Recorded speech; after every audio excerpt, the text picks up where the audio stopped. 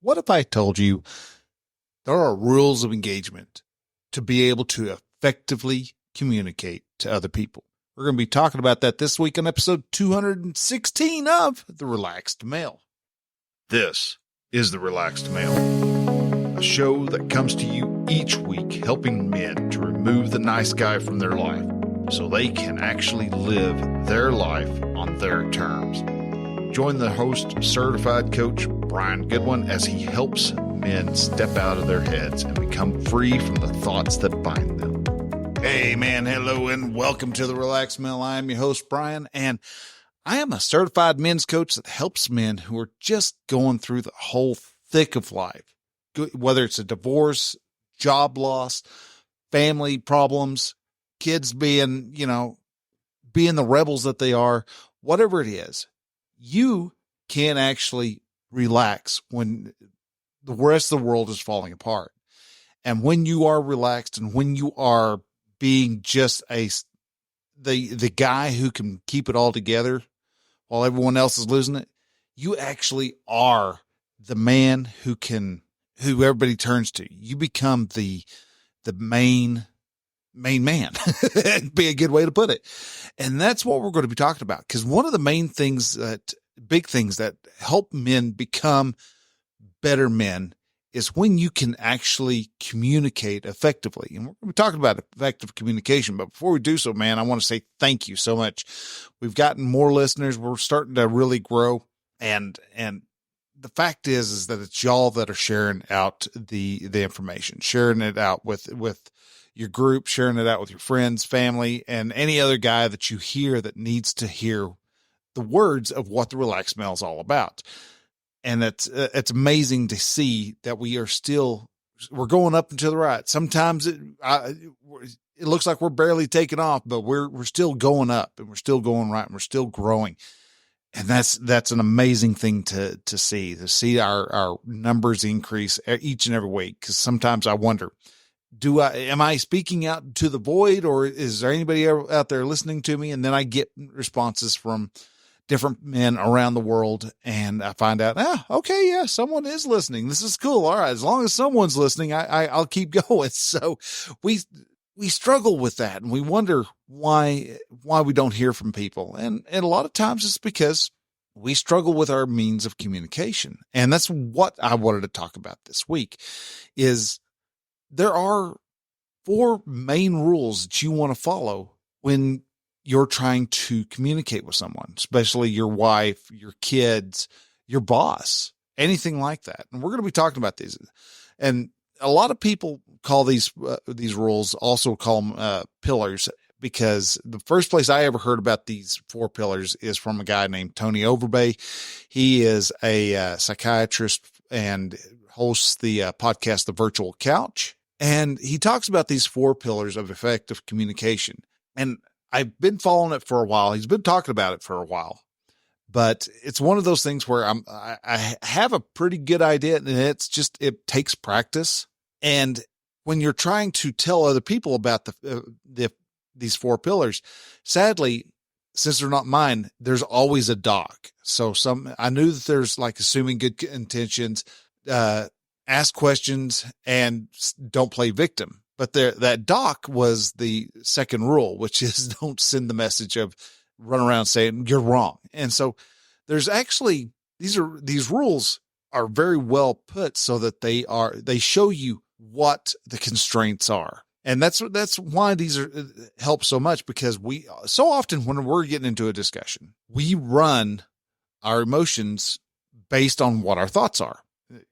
If you've heard anything about in the past episodes, you usually hear me somewhere along the way talk about how your thoughts create your emotions create your actions create your results. This is the model. This is what we base on this is what I base my coaching on, is the model and how it helps people become better, because we pay attention to what our thoughts are. Because if we're not having a good day, 9 times out of 10, that non-good day is solely based upon the thought that we had about the day, about what the circumstance is. So looking at the 4 pillars that Tony Overbay has drawn together and put together. They are, as I said before, they are assume good intentions. All right. Your spouse, your child, your boss, whoever it is that you're having a discussion with, or you're needing to talk to, or you're wanting to talk to, assume they didn't wake up and immediately, and as they were stretching, going, "Ugh, how can I screw Bob over today? How can I make Bob mad? How can I irritate Greg?" None of these come to mind. These actually, you don't wake up thinking, how can I make my spouse angry today? No one thinks that. And if you do have someone who thinks that, why are you still married to them? Because they're doing something every day that is, and they usually brag about how they set out to piss you off, to make you mad. So assume that there's good intentions. Assume that they actually have a good reason as to why they asked you a question that caused you to have a thought that they were being inconsiderate, or whatever thought it was. The second of these pillars is no matter what they say, don't start off with, "Well, you're wrong," or "I don't believe you," or "Where this doesn't make any sense." Don't jump into that. Keep away from the "you're wrong" or "I don't believe you," because when you do, you're automatically cutting that line of communication off. All right. "Oh, he doesn't believe me. Why should I keep trying to have a open discussion with this person? Because he's already decided I'm wrong. I'm an idiot. I'm a moron." That's typically what people will respond with. They may not say it verbally, but they're going to have that type of thought. When you have especially when you're talking with somebody who has a very unintentional model, which could very well be you too. The third pillar is ask questions before commenting, or in other words, seek to understand before being understood. And then the final one, stay present, lean in, do all that you can to stay out of the victim mode. Because a lot of times we allow our frustrations to build up so much. We finally just go, "Well, you're right. I'm wrong. I never can be right. I'll just go and just hang out in the house or hang out in the living room because you know what? I can't talk with you. I'm the evil dastard who makes your life hell." And you go off hoping that your wife will then come in and rescue you from your emotional turmoil, which she can't do, which creates frustration amongst everybody. So we're going to really break each one of these 4 steps down and kind of explain using the model at the same time to show why these 4 steps, these 4 pillars for effective communication work and why you want to apply these to your discussion. And now, granted, start off with Tony Overbay calls them 4 pillars. And because I have my own 4 pillars, didn't want to really create much confusion. So these are actually rules. These are 4 rules of engagement when you're talking with your wife, talking with your kids, because these work with every single one. The first one, like I said before, is assuming good intentions. Often whenever our wife comes to us and asks a question of, "Well, did you take the garbage out today?" Or comes at you and says, I thought I told you to take the garbage out." She's not asking that to irritate you, but she's probably got her own line of frustration, her own line of irritation, her own line of, I told him before he left for work today, I need the garbage taken out. And now we're going to be sitting with garbage sitting in the back room. The dogs are going to get into it. It's just going to be a headache now because we've got to wait until next week for the garbage to show up. If you've got the rollout bins and not a dumpster. I love small towns because they still have dumpsters. It's amazing. But when you assume good intentions, you aren't instantly going to jump into well, God dang, she woke up on the wrong side of the bed. She's just going to be 8 ways of grumpy now. She's going to make my life miserable. She's out to ruin my world. No, she's not. Assume that she's doing it because she has her own frustration. She has her own lines of thought. She is she's just voicing her own thoughts to you, and she's doing it in the best way that she can. Is it the way that makes you feel warm and bubbly? No, but suck it up, buttercup, because life isn't always going to throw at you warm, bubbly stuff. And your wife doesn't, no one in your vows said, and to talk nicely to me at all times. And it doesn't even say to make the other person happy. It's great knowing that your emotions are only yours. Your job is to love, honor, and cherish. Those are emotions only you can feel. You can only feel love. You can only feel the ability to cherish, to honor.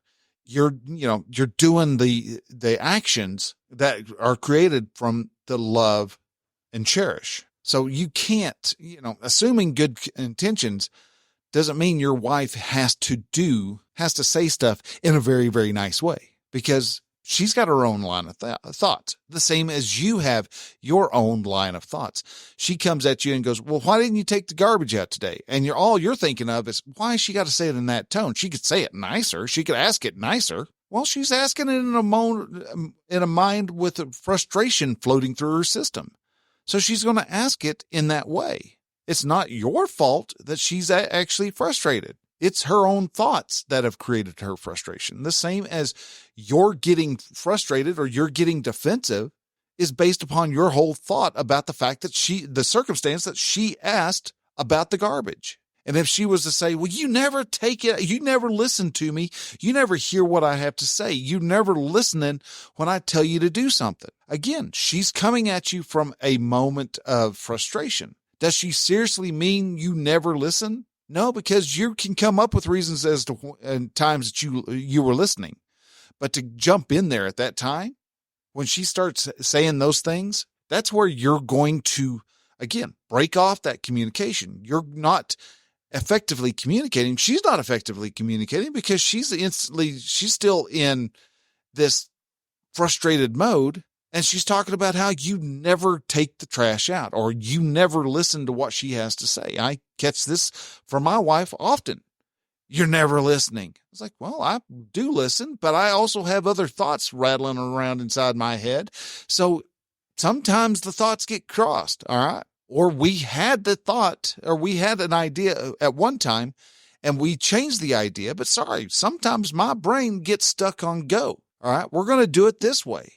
And so we do it this way and it irritates her. And so she thinks that I'm never listening. No, I just knew we needed to get it done. So it was getting done. So I didn't have to think about it. Sorry, it made you mad, but it's done now. It's out of the way.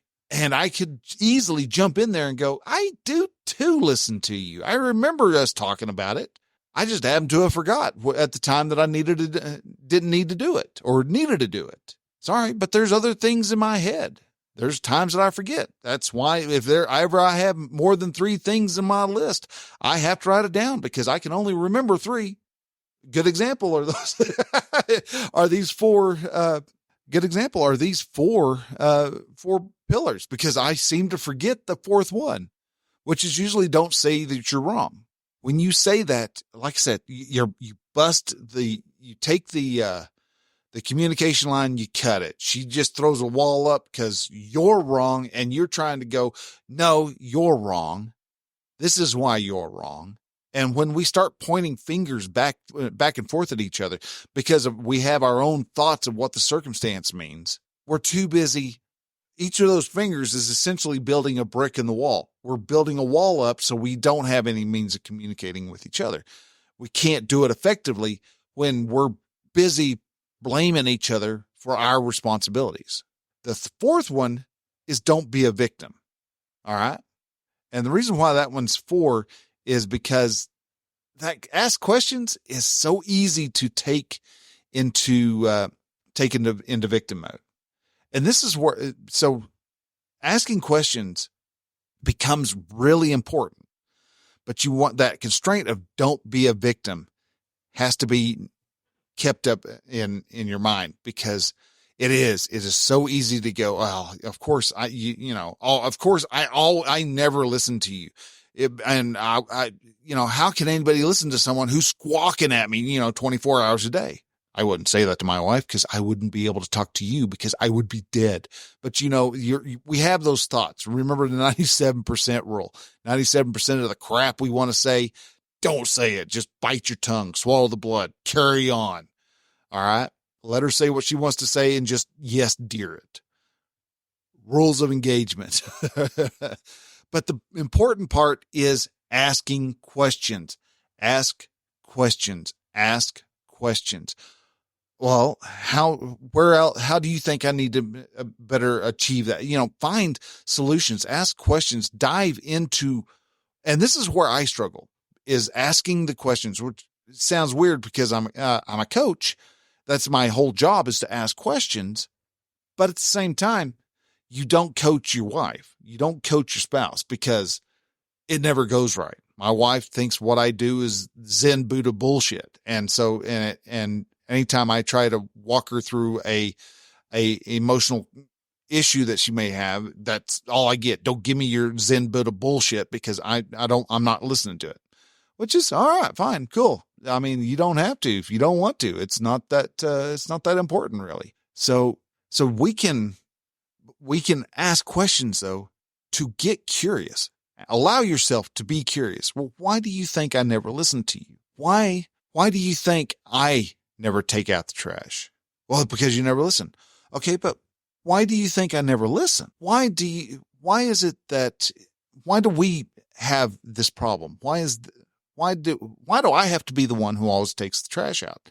And as I said, these questions are not always the easiest, especially when you're full of anxiety and you're full of anger and frustration, your own frustration. When all that is coming at you, when all that's being thrown around, we struggle with it in ways that we never thought possible. But as we work through our problems, we often find that we can come to a solution. We come to understand where she's coming from. Why is she actually irritated? Why is the wife mad at you? It's trash. I mean, she could have easily taken the trash out, but she didn't. All right.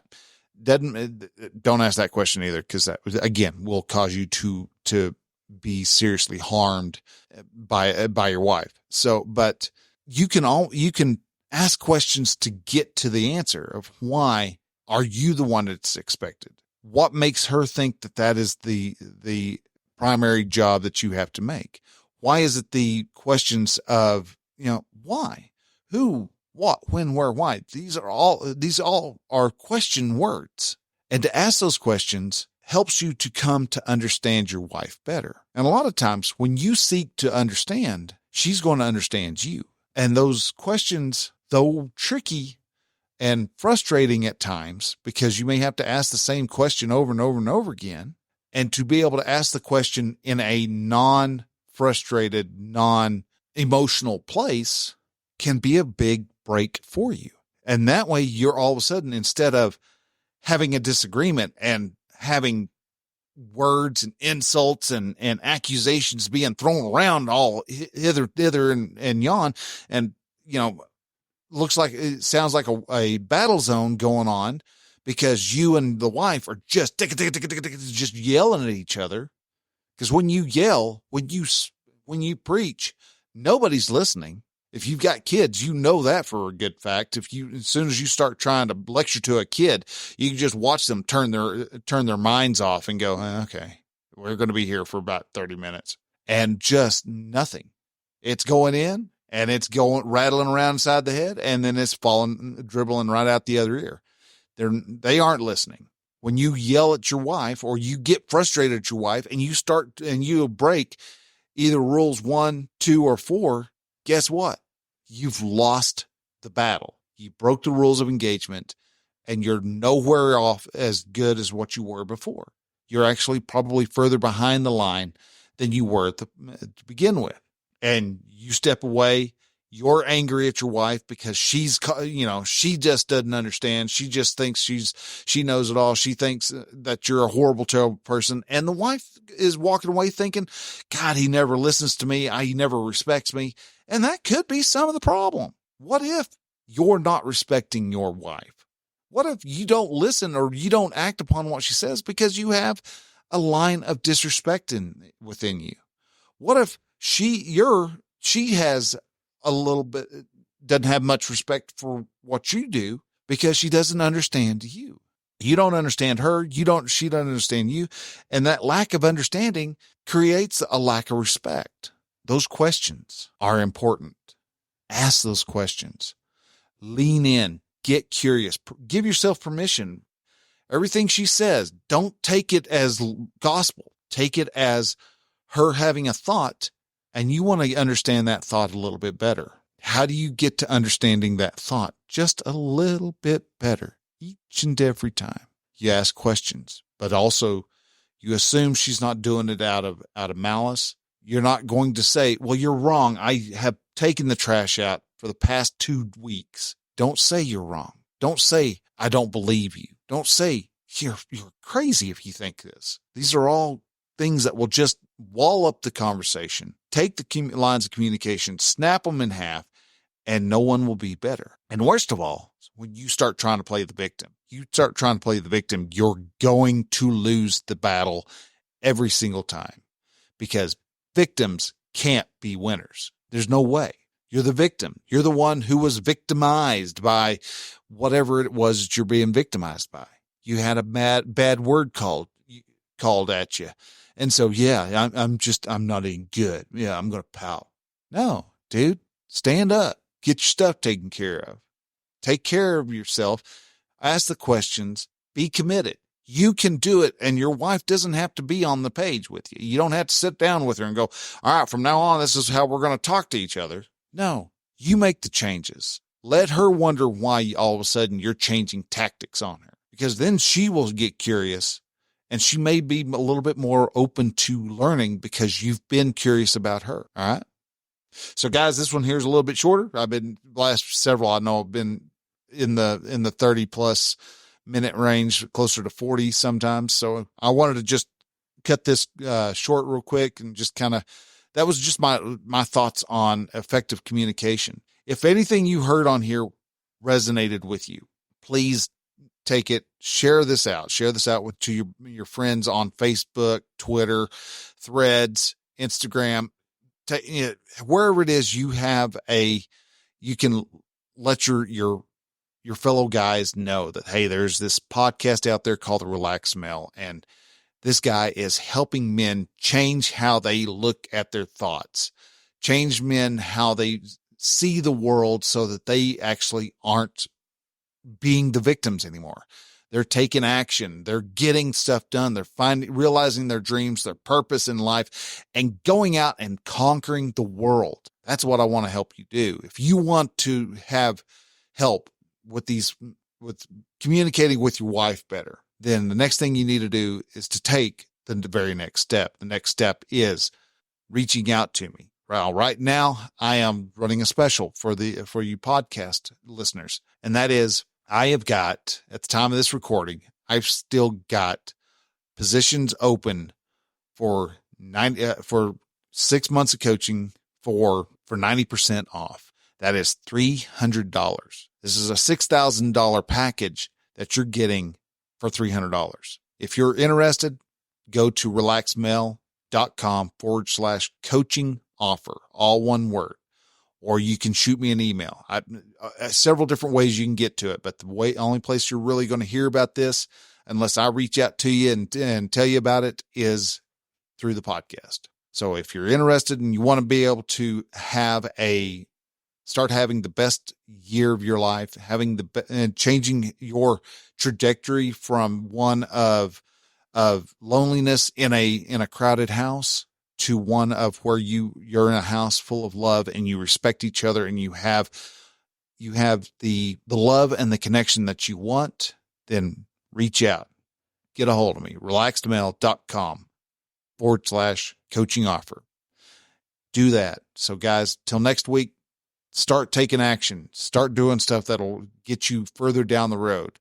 And then next week I'll be back with another great topic. So guys, till then, bye.